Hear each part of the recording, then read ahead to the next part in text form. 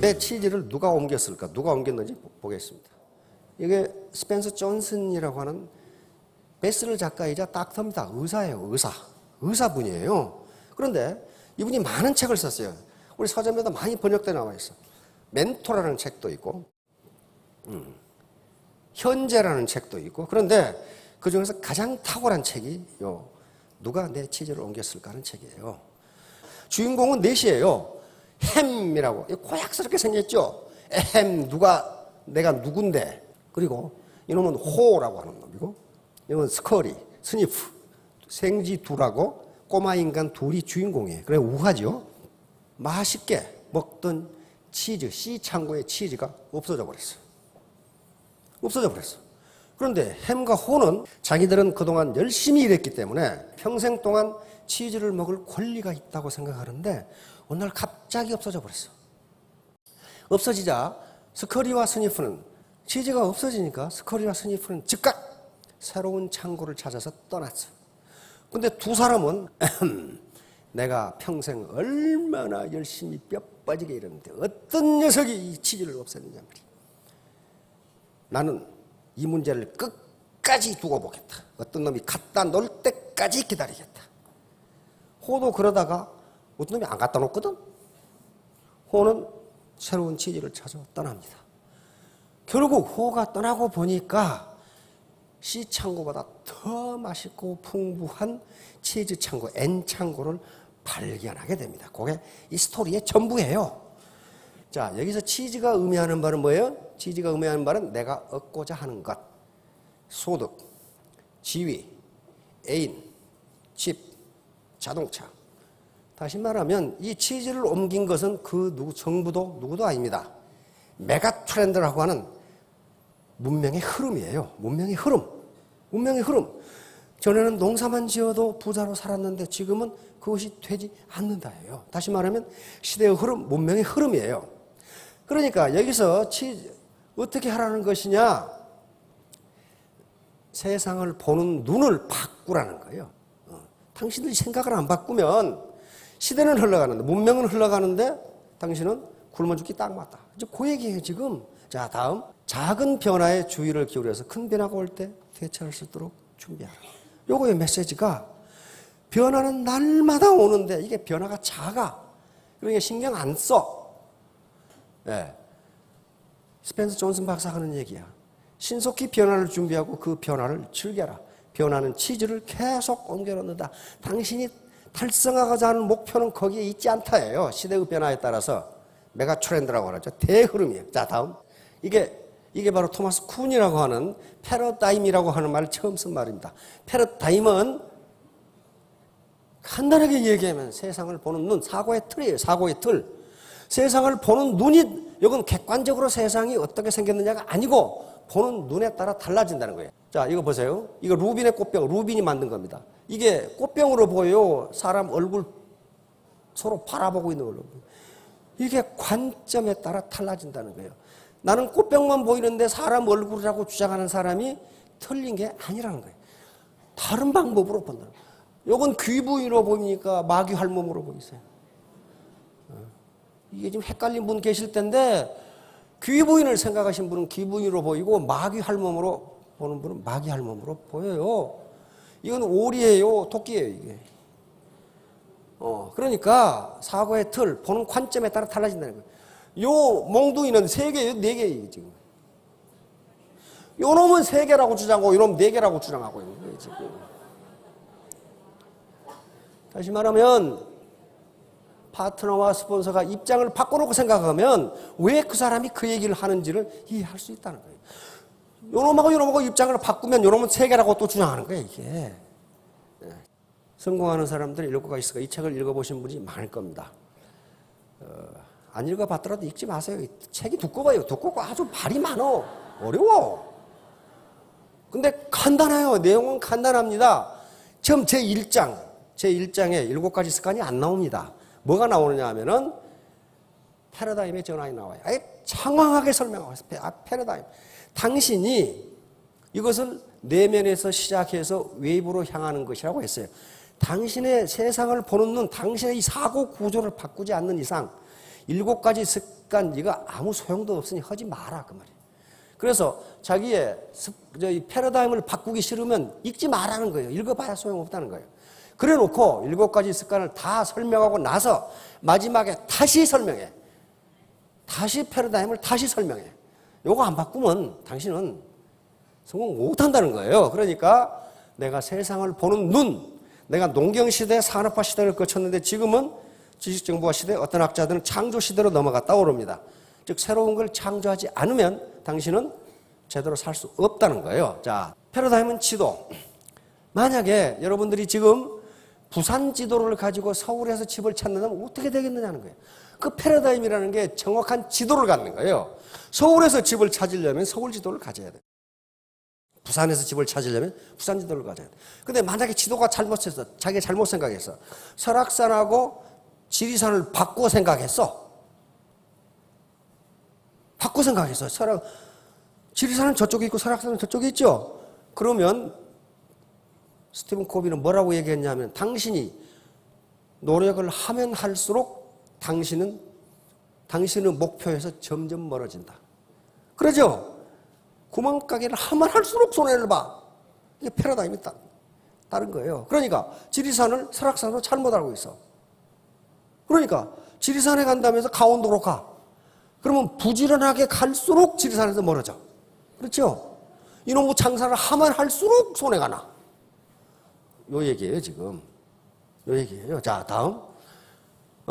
패러다임과 안경. 이것은 색안경을 끼고 있으면 모든 물체가 그 색대로 보여. 그렇듯이 패러다임을 잘못 잡으면 지가 생각하는 대로 물체가 보인다. 요게 다음. 요것은 타조가 사자나 표범 등 포식동물이 나타나면 대가리를 모래에다 박고 나 없다 그런데요. 이것은 뭐냐면은 지금 세상이 문명 패러다임이 바뀌고 있는데 그게 두려워. 두려우니까 바뀌긴 뭐 바뀌어. 이러고 있는 거예요. 자, 다음. 그 앞에 다시 한번 봐요. 이러고 있는 사람이 있다 이 말이에요. 이러고 있는 사람이 지금 뭐가 바뀌어 그러면서. 예, 당나귀처럼 회남자 인간 혼에 나옵니다. 요 사마귀는요, 곤충 세계에서는 힘이 제법 센 놈입니다. 굉장히 잘 잡아먹죠. 그런데 요놈이 수레가 오니까 멈추라고 뭐 안 멈추면 가만 안 있겠다고 공갈을 놔. 그런데 뭐라고 기록되어 있냐면은 수레는 그놈이 있는지도 모르고 깔고 넘어갔다. 그러게. 다시 말하면 시대가 이렇게 농경시대, 산업시대에서 지식정보화 시대로 가는데 그 시대의 흐름을 제대로 타지 못하면 깔려 죽는다. 그런 말이에요. 깔려 죽는다. 옛날 거 고집하고 있다면 깔려 죽는다. 너무 큰 걸 먹으려다 보면 이렇게 돼. 이놈이 악어가 코끼리 잡아먹으려다가 신세가 이렇게 됐어, 지금. 다시 말하면 시대의 큰 흐름에 역행하지 말라는 거예요. 이건 19세기와 20세기 초에 과학자들이 엄청나게 실험을 했습니다. 개구리처럼 삼켜 죽지 말라고 계속 경고하는 거예요. 개구리를 뜨거운 물에 넣으면 어마뜨거하고 팍 튀어나온다 합니다. 그런데 찬물에다 넣어서 살살 가열을 해. 그러면 따뜻하게 좋죠. 이렇게 느긋하게 자빠졌다가 삼켜 죽는다 그런 말이에요. 다시 말하면 시대의 흐름이 굉장히 느린 것처럼 보이니까 술술 그냥 즐기다가 삼켜 죽는다. 이걸 개구리 삶기, 프로그 보일링이라고 하는 겁니다. 그런데 요즘 과학자들이 그렇다 안 그렇다 논란이 많아요. 그런데 이건 우화로 맞는 겁니다. 그리고 실제로 19세기 말에 실험을 했어요. 도대체 개구리가 몇 도씩 1시간에 몇 도 올라갈 때 튀어나가지 않는가를 실험을 해서 해봤더니 실제로 삼켜 죽는다 그런 말이에요. 변화가 서서히 일어나면 삼켜 죽는다. 자, 그래서 시대의 변화에 둔감하고 있다 삼켜 죽지 말라는 게 요 우화입니다. 슬리퍼리 슬로프 아규먼트, 미끄러운 비탈길론증. 자, 보세요. 요놈이 A가 있어요. 그런데 뭐 괜찮네 뭐. 조금 더 앞으로 와봐. 뭐 괜찮네 뭐. 그러다가 어느 순간에 밑으로 나가 떨어진다는 거예요. 다시 말하면 서서히 오는 변화인데 어느 순간에는 재앙을 만날 수가 있다. 여기까지는 괜찮죠? 여기 떨어진단 말이에요. 그러니까 변화에 둔감하지 말라는 거예요. 시대의 흐름을 역행하지 말라는 거예요. 자, 이분이 지금 아놀드 토인비라고 하는 영국의 역사학자예요. 역사학자인데 이분은 바로 창조적 소수가 문명을 이끌어간다고 이야기합니다. 그리고 도전과 응전 얘기를 해요. 반드시 인간은 밖에서 무슨 도전이 있을 때 거기에 응전하면 발전한다. 이건 한 문명을 두고 한 얘기입니다. 근데 개인에게도 마찬가지예요. 누군가가 외부 도전이 없으면 발전을 할 수 없다는 거예요. 다단계, 인상이 더러워가지고 도전을 많이 해. 완전히 그 도둑놈 취급을 한다든가 사기꾼 취급을 당한다든가 그런 거 할 거예요. 이게 도전이에요. 그 도전을 이겨내면 발전한다는 거예요. 자, 근데 아놀드 토인비 박사가 이 연설을 많이 했는데 자꾸 사람들이 물어 도전과 응전이 뭡니까? 그래서 아놀드 토인비 박사가 설명한 게 이 청어와 물메기예요. 영국 국민들이 가장 좋아하는 생선이 청어랍니다. 청어인데 저기 북해에서 청어를 잡아서 런던까지 오면 다 죽어버린대. 살아있는 청어가 죽은 청어의 값이 2배, 3배가 된대요. 그러니까 어부들은 가능하면 청어를 살려서 런던까지 오면 부자가 돼. 근데 그게 어려워. 근데 어떤 어부 하나가 청어가 다 살았어. 그래 자꾸 사람들이 물어봐. 비법이 뭐냐? 안 가르쳐줘. 근데 나중에 토인비 박사에게 말을 했어. 가르쳐줘. 뭐냐 하면은 청어를 넣은 수조에다가 청어를 잡아먹고 사는 물메기를 집어넣어놨어. 그러니까 이놈들이 도망다니라고 죽을 시간이 없어. 계속 도망다니. 이렇게 계속 그냥 이게 안 잡혀 먹이려고 그러다가 런던까지 다 살아있어. 정신이 멀쩡해가지고. 그러니까 요놈이 잡아먹은 것은 2마리밖에 없어.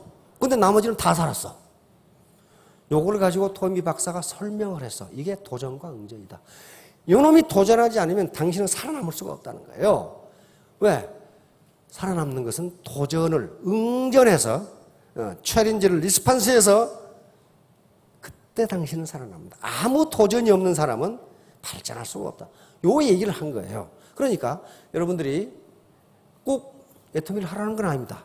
뭘 하든 도전이 있어요. 도전. 그 도전을 응전을 해서 리스판스를 해서 이겨내면 성공할 수가 있어요. 뭐든지 그렇습니다. 자, 다음.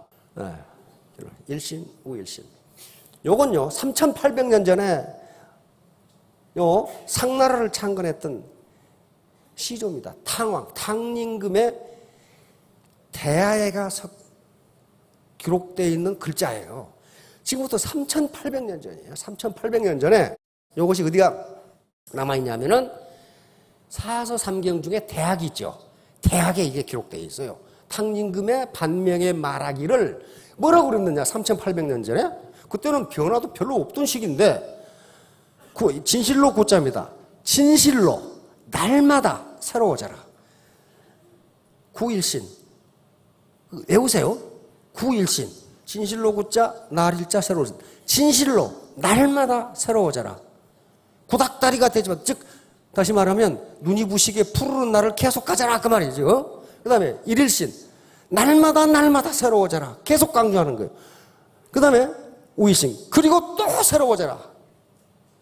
이렇게 하지 않으면 나라를 다스릴 수가 없다. 임금이에요. 임금. 나라를 창건한 탕림금이 세수 때에다 그걸 글자를 새겨놓고 세수할 때마다 보는 거예요. 진실로 날마다 새로워져라. 구일신, 일일신 날마다 새로워져라. 우일신 그리고 또 날마다 새로워져라. 그렇지 않으면 나라를 다스릴 수 없다요. 이게 지도자예요. 이게 리더예요. 여기 오시면 다 리더입니다. 자기 파트너를 가져야 돼요. 리더가 날마다 새로워지지 않으면 구닥다리가 돼버렸네. 구닥다리. 그러면 어때요? 지쳐서 노인이 돼버려. 날마다 눈이 부시게 푸르른 날을 가져야 되는데 지쳐서 노인이 된단 말이에요. 빌 게이츠 아시죠? 빌 게이츠가 학생에게 말하고 싶은 10가지를 말해놨어요. 자, 인생이란 원래 공평하지 못하다. 그거 받아들여라 그 말이에요. 받아들여. 재수대가리 없이 어떤 사람은 재벌 3세로 태어났는데 나는 이게 뭐야 이거. 이거 원래 불공평하다 그 말이에요. 이거 케네디 대통령 똑같은 얘기했어요. 케네디 대통령 때 미군들이 어떤 사람은 선진국 독일, 영국에 가서 딴따라 하고 있는데 어떤 사람은 월남에 가서 죽으라고 싸우고 있어. 그렇잖아요, 미군들. 예? 그래서 케네디 대통령 식사하는 자리에서 한 장교가 질문을 했어. 카카, 이거 같은 미군인데 불공평하지 않습니까? 케네디가 뭐라 그러냐면, 맞아. 이 사람아, 원래 인생은 불공평한 거야. 그렇게 대답해. 불공평한 거예요. 그러니까 이걸 받아들이라 그 말이야.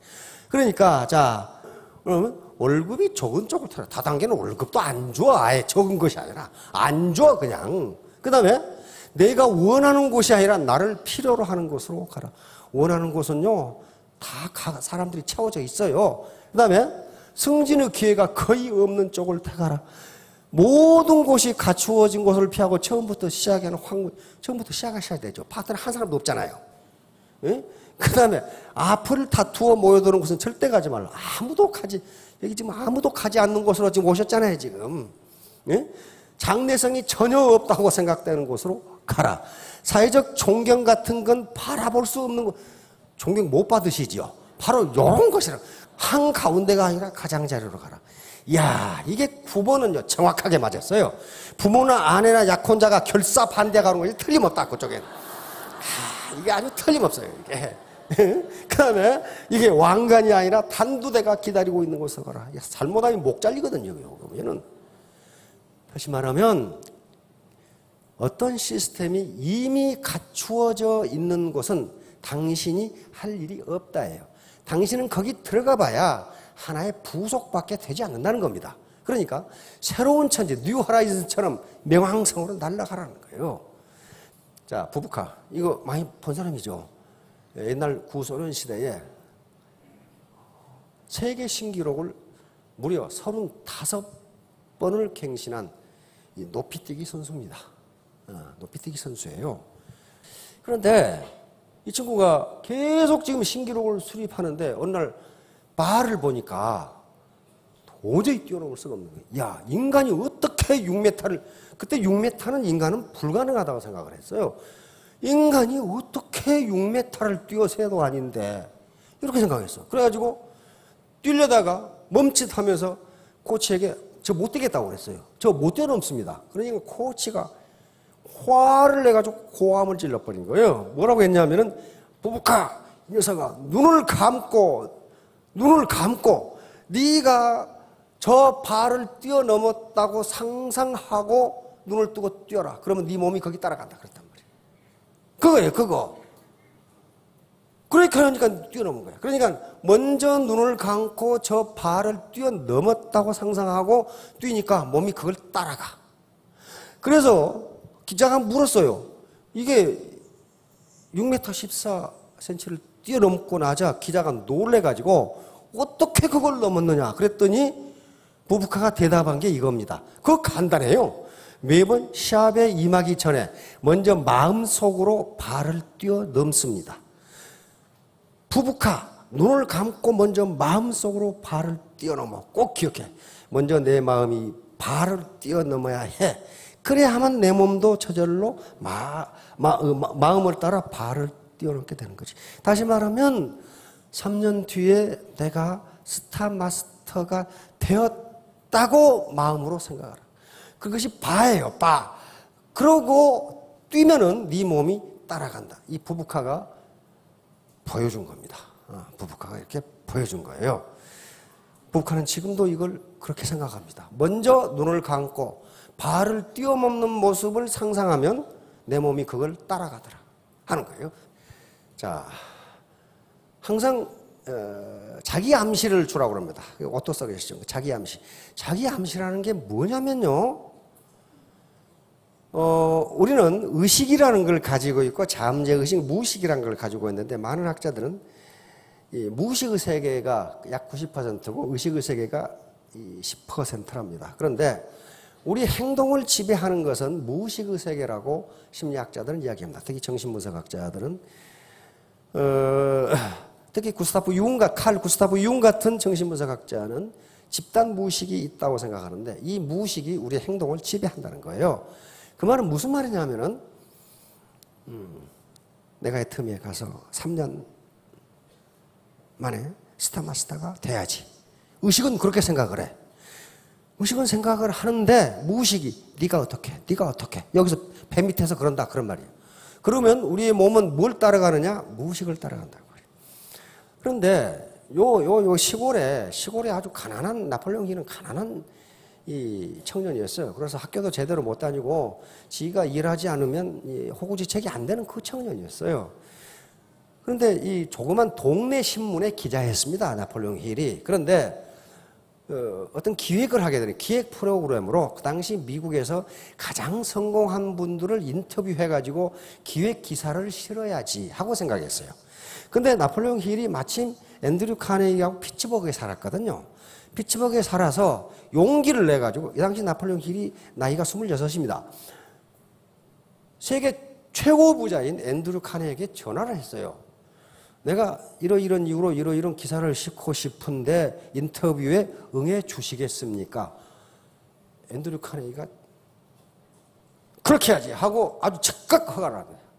그래서 무려 3일 동안을 앤드류 카네기 집에서 나폴레옹 힐이 인터뷰를 합니다. 인터뷰를 해요. 그런데 거기서 나폴레옹 힐에게 앤드류 카네기가 제안을 합니다. 이렇게 하면 성공을 사는데 나는 세계 모든 인류가 전부 부자가 되었으면 좋겠다.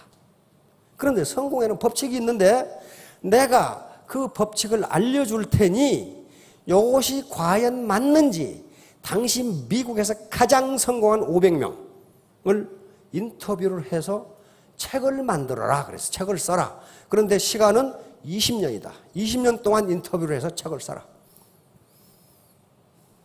근데 이 시골 잡지 기자가 어떻게 그 당시에 락펠러니, 에디슨이니, 포드니, 이런 사람은 어떻게 인터뷰를 해? 그래서 카네기가 해준 것이 뭐냐 하면 꼬리 물기식 인터뷰를 마련해 줍니다. 다시 말하면 카네기가 인터뷰를 하고 자동차 왕 포드에게 편지를 써줘. 이 젊은이하고 인터뷰를 한번 해보게. 그런 식으로. 그러면 카네기가 부탁하는데 안 할 수는 없죠. 그럼 포드는 발명왕 에디슨에게 편지를 써. 자네 이 젊은이하고 인터뷰를 해보게. 이런 식으로. 그래서 500명을 인터뷰를 하는데 그중에 대통령이 셋이 나왔어요. 젊었을 때 했는데. 그 정도로 유명한 사람들이에요. 석유왕 록펠러를 비롯해서. 그런데 바로 카네기가 나폴레옹 힐에게 가르쳐준 부자가 되는 방법이 딱 요거예요. 이 나폴레옹 힐 책에 그대로 들어가 있어요. 그대로 들어가 있어요. 이게 맞더라. 이게 맞더라. 이게 성공 법칙이야. 자, 봅시다. 당신이 바라는 돈의 금액을 명확하게 정하라. 정하셨어요? 2년 뒤에 월천댁. 이렇게 정하라는 거예요. 그거 정한다고 세금 내락 안 그럽니다. 무조건 정해. 2년 후에 월천댁. 두 번째 뭐라고 그랬어요? 무엇을 할 것인가. 도대체 그러면 1,000만 원을 버는데 뭘 해서 벌래? 이게 타당해야 될 거 아니에요. 미용실에서 월천댁 된다? 그 상당히 어려워요. 무엇을 해서? 그래서 애터미니까 애터미를 해서 벌겠다. 이렇게 정하라는 거예요. 그 다음에 소망 달성. 언제까지 그렇게 할래? 언제까지? 2016년 8월 31일까지 이렇게 정하라는 거예요. 그 다음에 행동 계획을 세우고 즉각 행동에 들어간다. 행동 계획을 세우는데 세밀하게 세우지 말고 하루에 2사람 만난다 이렇게 세우라는 거예요. 나폴레옹 힐 그리고 앤드류 카네기가 이야기하는 건 뭐냐면요.